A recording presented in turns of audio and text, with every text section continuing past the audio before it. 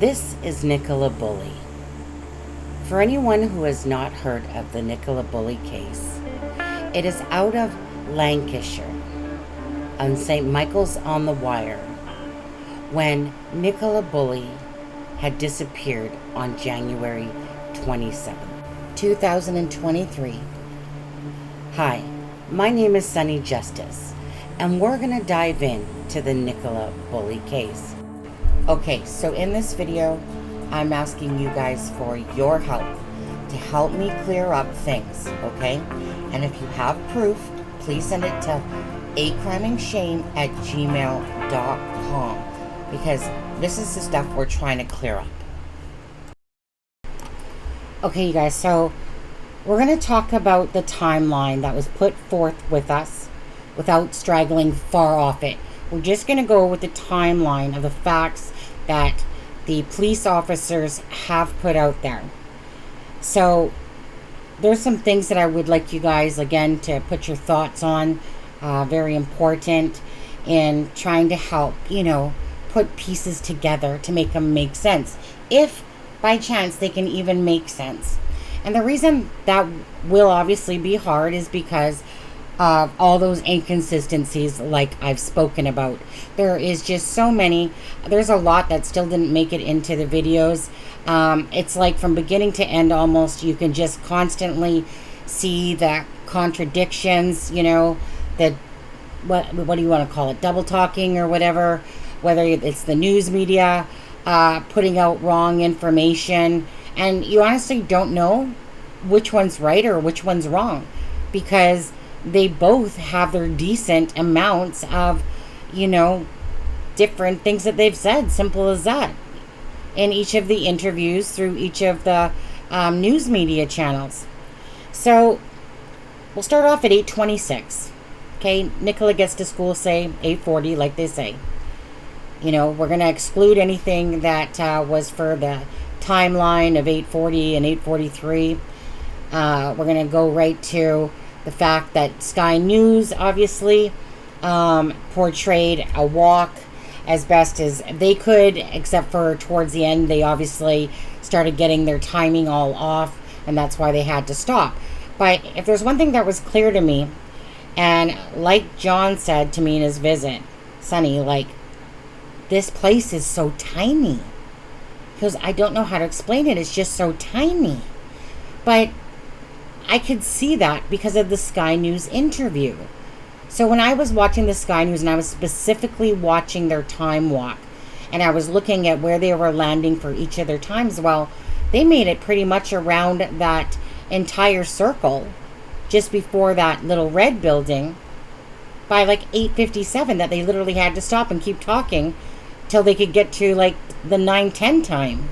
So that's when I knew that Google is obviously projecting a bigger field by looking at it visually that way than, say, when John from Crime Scene to Courtroom was there, and then he kept saying it's just so tiny.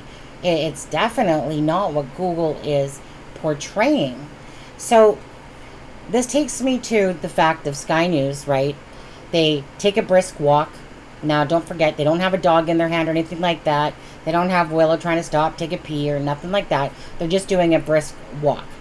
And they arrive at the kissing gate at 8:47.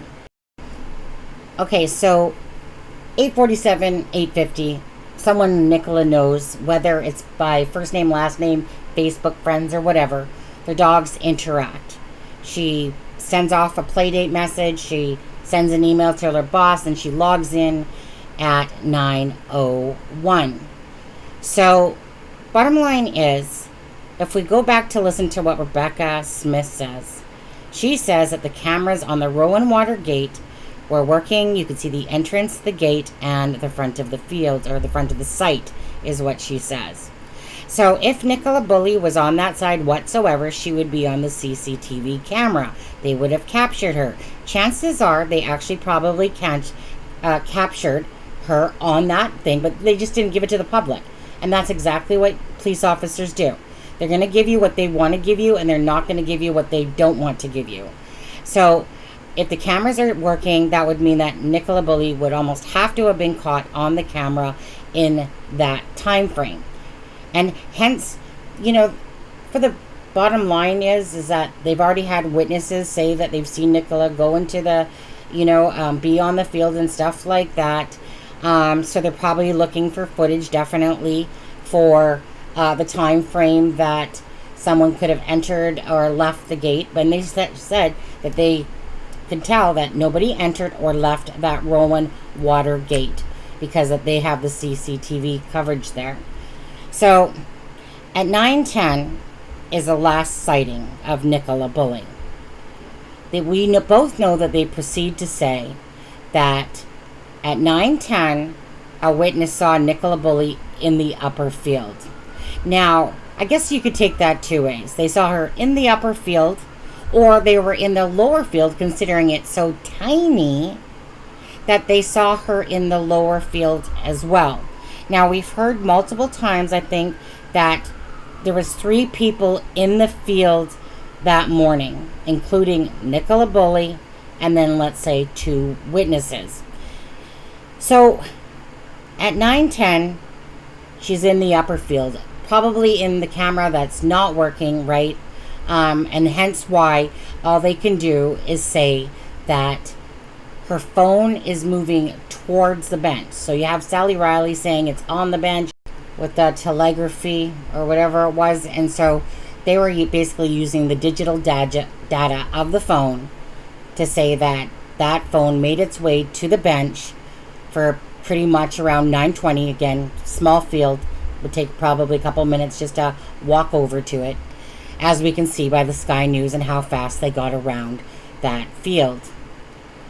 So again, how does it make sense to me? A few things here now.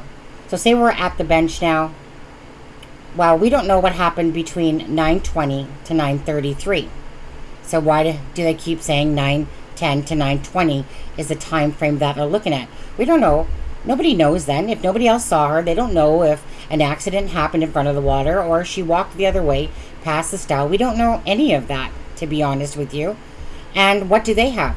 If they have the last witness sighting at 9:10, why do they keep saying 9:10 to 9:20 and not up until like at least the 9:30 mark? Okay, so now my issue becomes about Penny and the discrepancies surrounding Penny. Whether it's the appointment that she went back home right away and called, and she had Twine. So in order for this whole scenario to work, right, the phone would have to be locked. Because anyone that finds a phone would kind of scan through it. Hey, like, is there a husband's name? Is there something? You would be doing that if you were worried about this person that has a dog that you're just finding with nobody and this phone on the bench. Okay, that would be the common sense thing to do. So if she had an appointment, but she went home right away, why would you go into the park knowing that you basically almost had to go home right away? That doesn't seem logical. She has a caravan site. She could have taken her dog just there if it was something that she needed to do quickly. So maybe she had an appointment, maybe she didn't. Either way, the other fact is then that Penny would have to not have a phone with her. Because obviously to tie a twine, and where did she get the twine from? Did she have it in her pocket? Like, it doesn't make sense.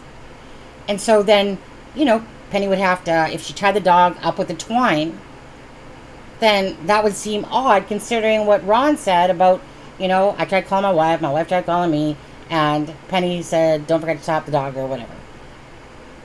Then you have the whole, like I said, so Penny doesn't have a phone, and Gisela from Grizzly 2 Crime said that Penny apparently was trying to memorize the phone numbers and, couldn't quite remember it once she got back.